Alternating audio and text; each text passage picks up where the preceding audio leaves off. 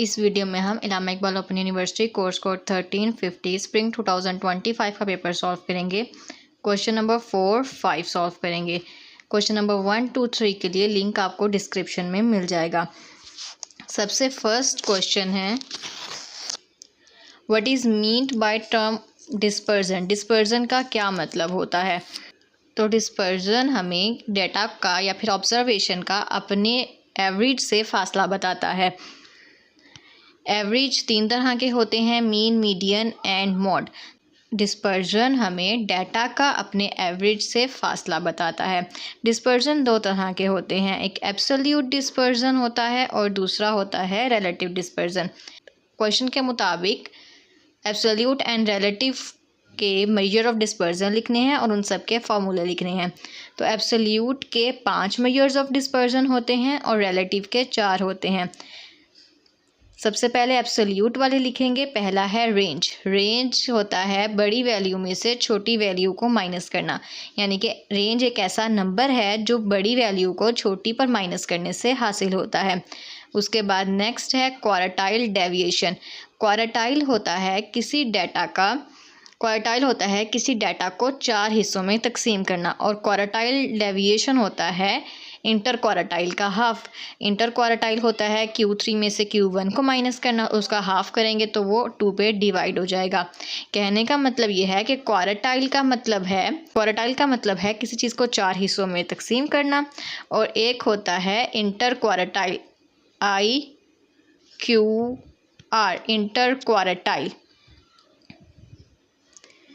Inter quartile होता है Q3 में से Q1 को माइनस करना, लेकिन यहाँ पर जिक्र क्वार्टाइल डेविएशन का है, तो क्वार्टाइल डेविएशन होता है इंटर क्वार्टाइल का हाफ, यानी कि जो Q3 में से Q1 को माइनस किया है उसको 2 पे डिवाइड करेंगे तो क्वार्टाइल डेविएशन आ जाएगा।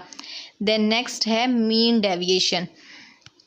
मीन डेविएशन डेटा की हर वैल्यू, मतलब अगर डेटा में 5 है, 6 है, 7 है, तो डेटा की हर वैल्यू का उसके मीन से, उसके एवरेज से फासला बताता है।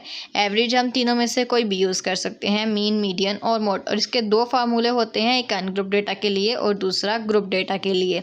देन नेक्स्ट है वेरिएंस।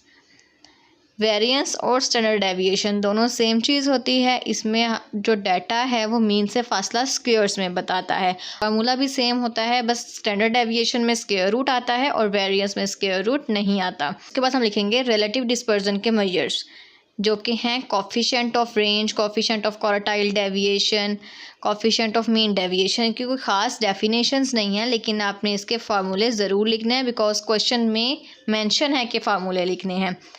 यहाँ पर ही 10 नंबर का क्वेश्चन कंप्लीट हो जाता है।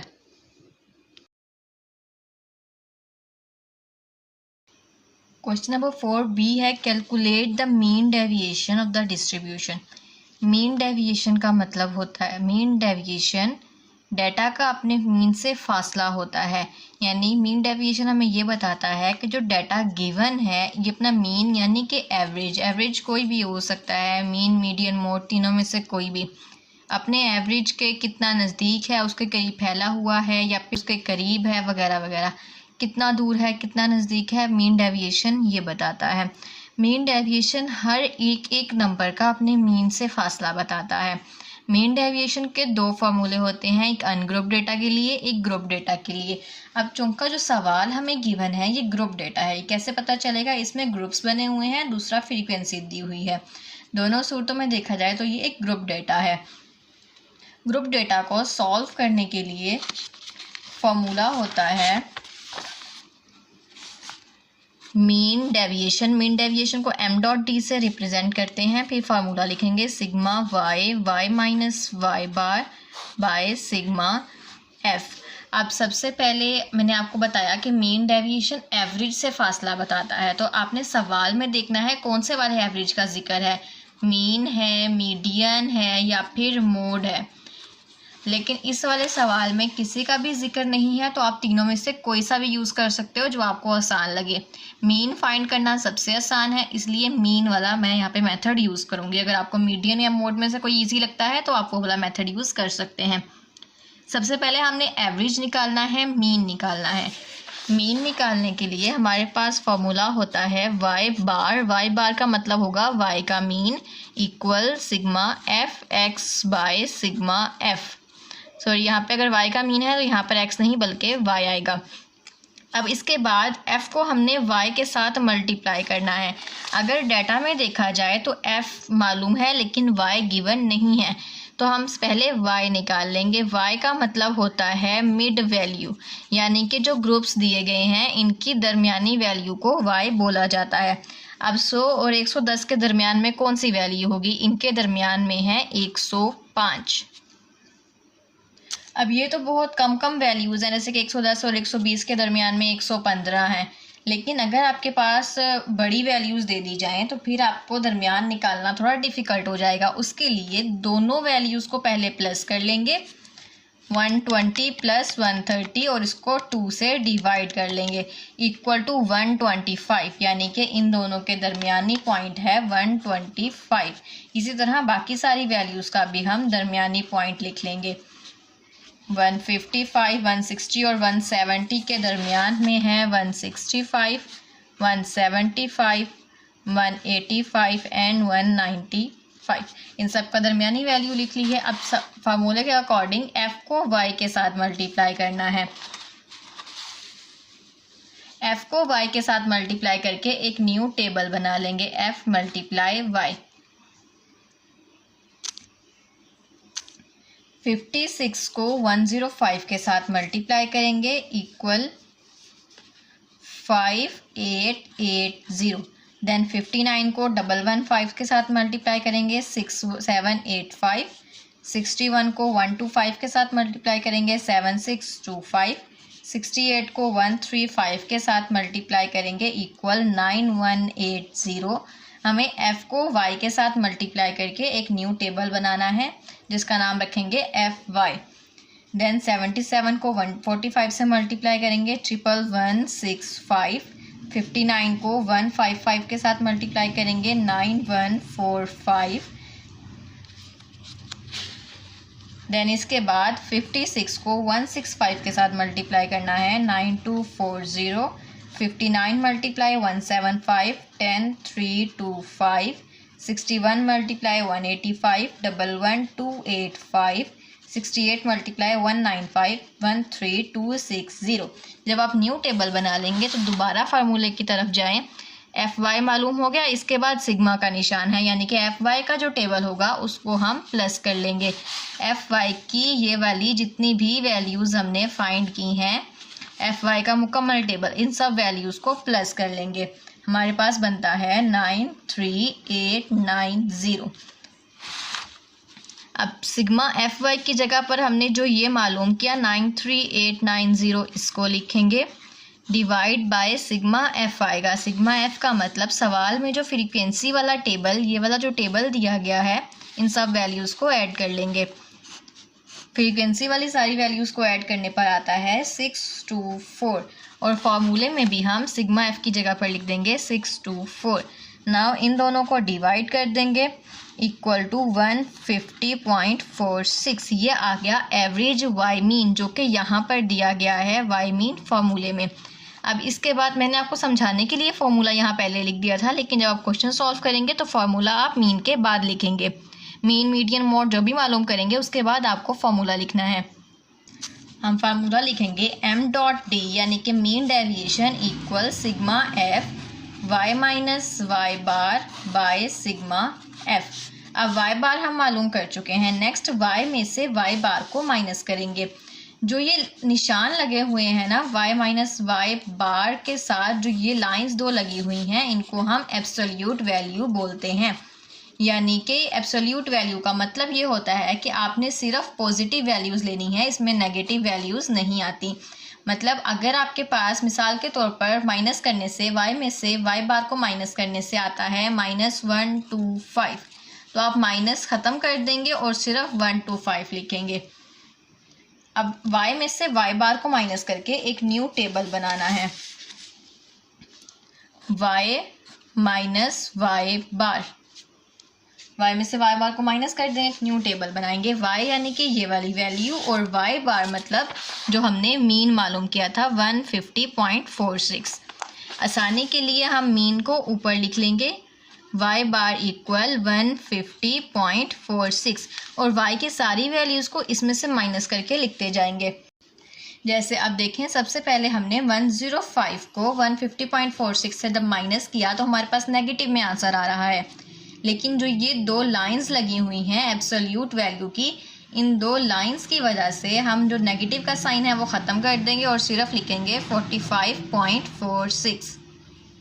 इसी तरह बाकी वैल्यूज़ को भी माइनस करके लिखेंगे। 115 को माइनस करेंगे मीन में से 35.46, फिर 125 को माइनस करेंगे 25.46, 135 15.46, 5.46 4.54, फिर 14.54, 24.54, 34.54 एंड लास्ट होगा 44.54। अगेन जो ये मैंने न्यू टेबल बनाया है, न्यू एक कॉलम बनाया है, ये इसलिए बनाया है कि y में से y बार को माइनस करके लिखना था और एब्सोल्यूट के निशान की वजह से हम यहाँ से नेगेटिव का साइन ख़त्म कर देंगे, सिर्फ पॉजिटिव वैल्यूज़ आएंगी।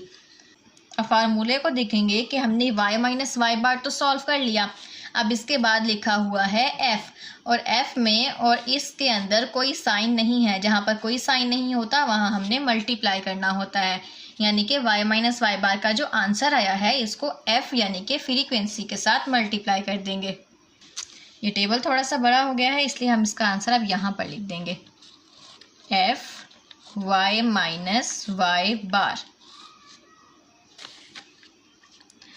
जो f है यानी कि 56 है, इसको इस वाले नंबर के साथ मल्टीप्लाई करके लिखेंगे 254.576।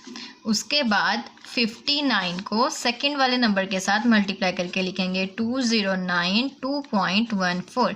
देन उसके बाद 61 को 25.46 से मल्टीप्लाई करेंगे 1553.06। देन 68 को 15.46 से मल्टीप्लाई करना है 105.1.28। 77 को 5.46 से मल्टीप्लाई करेंगे equal 420.42। 59 multiply 4.4 equal 267.86। 56 multiply 14.54 equal 814.24। Then इसके बाद 59 को मल्टीप्लाई करना है 24.4 से इक्वल 1447.86। 61 मल्टीप्लाई 34.54 2106.94 और इसके बाद लास्ट में 68 को 44.54 से मल्टीप्लाई कर देंगे 3028.72। y माइनस वाई बार का जो हमने आंसर्स निकाले थे इसको फ्रीक्वेंसी के साथ मल्टीप्लाई करके एक न्यू कॉलम बना लेंगे।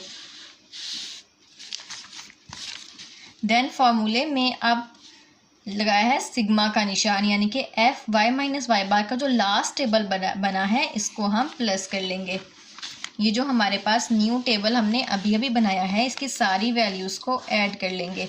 वैल्यूज़ को ऐड करने से आता है 1538.28। अब इसके बाद ये वाला मुकम्मल हिस्सा ख़त्म हो जाएगा क्योंकि हमने f y माइनस वाई बार को प्लस कर लिया है। तो यहाँ पर हम ये लिखेंगे 1538.28 डिवाइड बाय अब है सिग्मा f और सिग्मा f हम पहले ही निकाल चुके हैं। f वाली वैल्यूज़ को प्लस करके आता है 624, तो यहाँ पर आ जाएगा 624। इन दोनों को डिवाइड कर देंगे इक्वल टू 24.56। ये आ गया हमारे पास मीन डेविएशन और ये 10 नंबर का क्वेश्चन था जो कि स्प्रिंग 2025 के पेपर में आ चुका है। सवाल को मैं दोबारा डिस्क्राइब कर देती हूँ। सबसे पहले आपको मीन, मीडियन या मोड में से जो इजी लगता है वो मालूम करना है। जैसे मैंने यहाँ पर मीन मालूम किया। मीन मालूम करने के लिए एफ वाई को सिग्मा एफ के साथ डिवाइड करते हैं। एफ वाई मालूम करने के लिए सवाल में वाई का होना ज़रूरी है। अगर वाई नहीं होगा तो आप इन दोनों का मिड पॉइंट निकाल लेंगे। मिड पॉइंट निकालने के लिए 100 को 110 से प्लस करेंगे और 2 से डिवाइड करेंगे। y की वैल्यू आ जाएगी, फिर f को y के साथ मल्टीप्लाई करेंगे और जो न्यू टेबल बनेगा इसको हम प्लस कर लेंगे। देन ये वाला टेबल को सिग्मा f का 624 के साथ डिवाइड करेंगे, मीन आ जाएगा। उसके बाद हम मीन डेविएशन का फार्मूला लिखेंगे और y में से मीन को माइनस करके एक न्यू कॉलम बना लेंगे। y में से मीन को माइनस करके एक न्यू कॉलम बना लेंगे। फार्मूले में उसके बाद f लिखा गया है, तो यानी कि हम इस वाले कॉलम को फ्रीक्वेंसी के कॉलम के साथ मल्टीप्लाई कर देंगे। बाद में सिग्मा है, तो यानी जो हमने लास्ट वाला कॉलम बनाया है एफ वाई माइनस वाई बार का, इसको प्लस कर लेंगे। सिग्मा का मतलब प्लस करना होता है। देन जो आंसर आएगा उसको सिग्मा एफ के साथ डिवाइड करेंगे तो मीन डेविएशन आ जाएगा।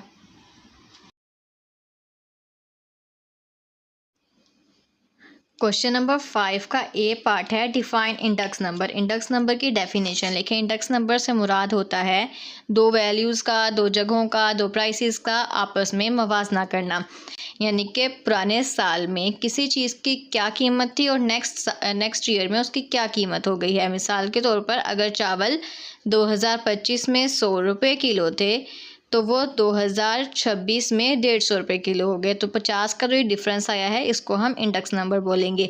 इंडेक्स नंबर होता है एक जगह का, एक चीज़ का दूसरे के साथ मवाजना करना। देन हमने लिखना है describe the logical order of the step involve in construction of index numbers of prices. Index numbers of prices बनाने के लिए जो कंस्ट्रक्शन के स्टेप्स होते हैं हमने वो लिखने हैं।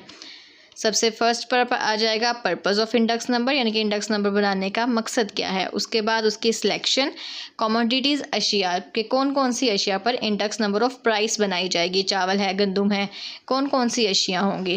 फिर उसके बाद selection of base period. Base period का मतलब होता है कि आपने कौन से वाला पुराना ईयर रखना है और कौन से वाला मतलब किसके साथ उसका मवाजना करना है।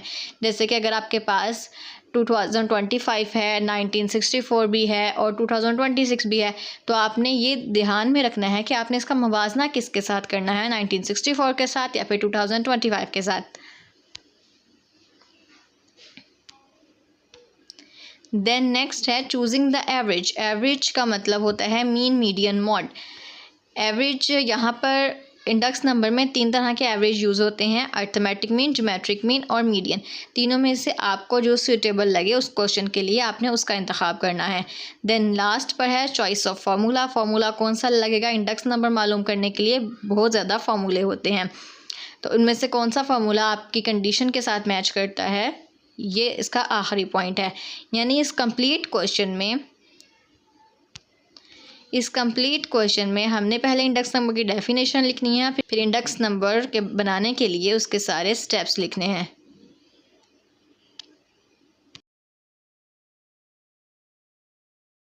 क्वेश्चन नंबर 5B है construct index number of price from the following data.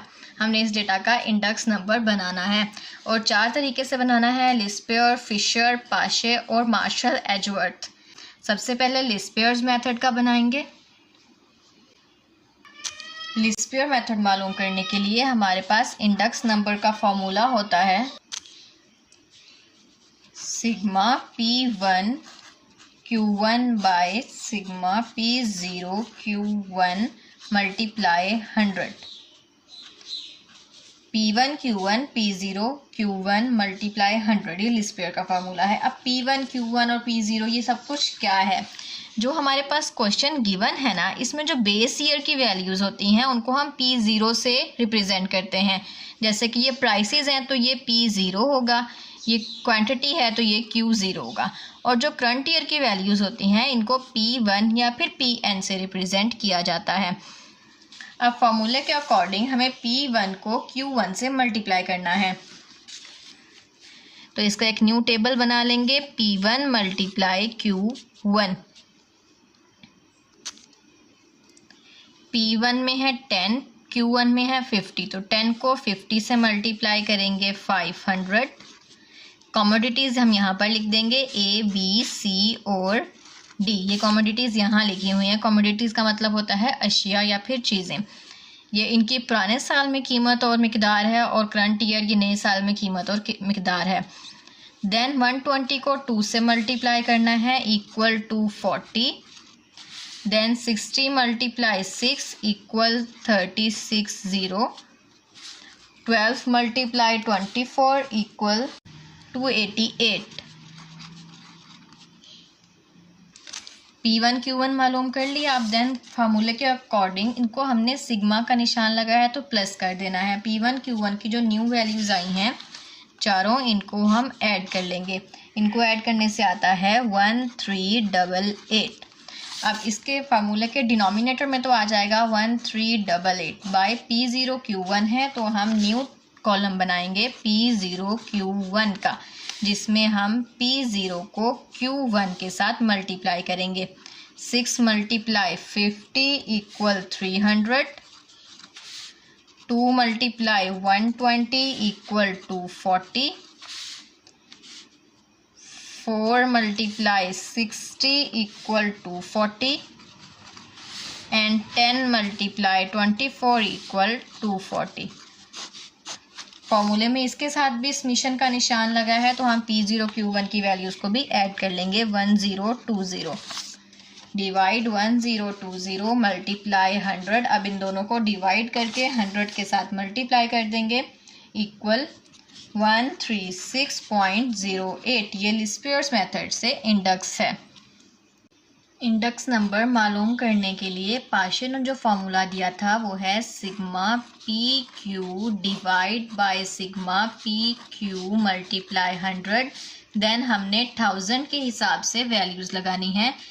यहाँ पर 1 आएगा और इन दोनों पर 00, ये हम मिलाएंगे तो ये 1000 बन जाएगा। ये एक ऐसे कह सकते हैं कि एक ट्रिक है पाशे का फार्मूला याद रखने की। पी क्यू आ जाएगा, उसके बाद 1000 यानी कि 1 और 000 लगा देंगे तो ये फार्मूला कंप्लीट हो जाएगा। अब इसके अकॉर्डिंग हमें P1 Q0 मालूम करके उनको ऐड करना है। तो यहाँ पर एक न्यू कॉलम बना लेंगे P1 Q0।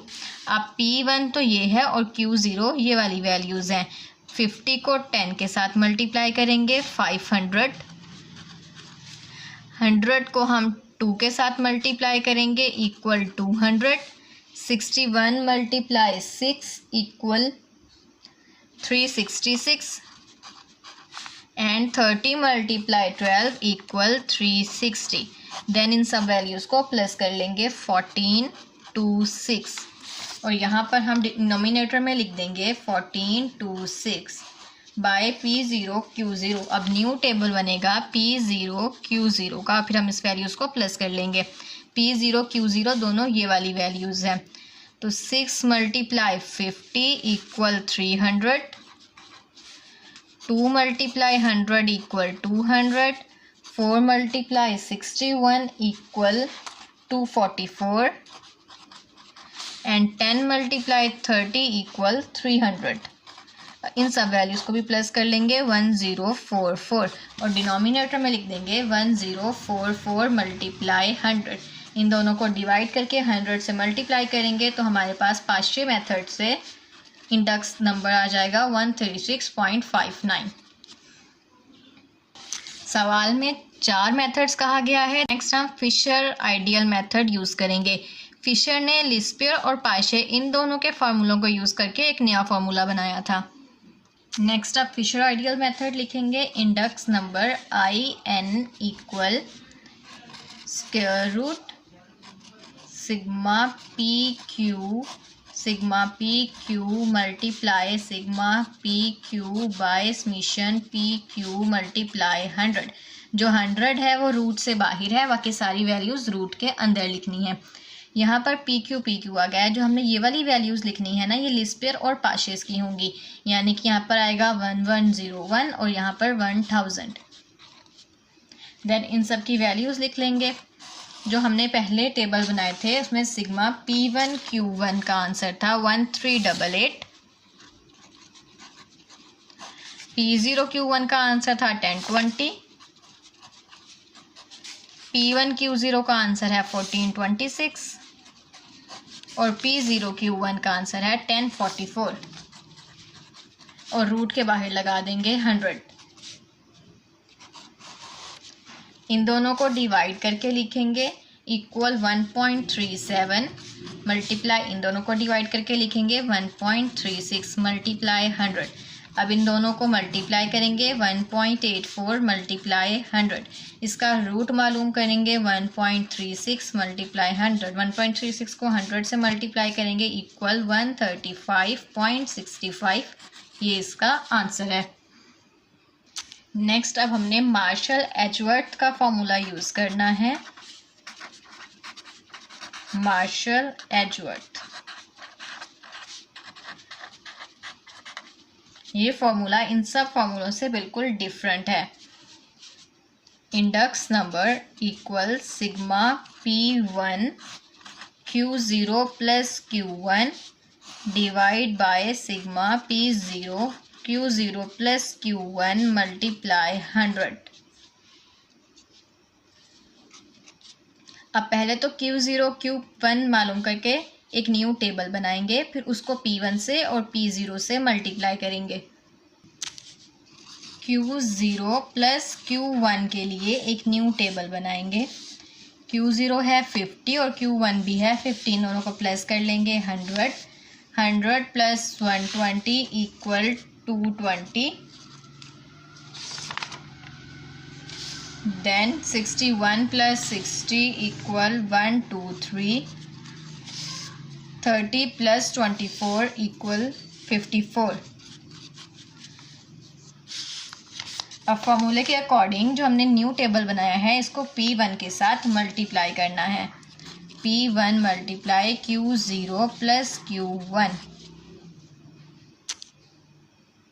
आसानी के लिए मैंने यहाँ पर वैल्यूज़ लिख दी हैं। अब P1 को इसके साथ मल्टीप्लाई करेंगे। 10 मल्टीप्लाई 100 इक्वल 1000।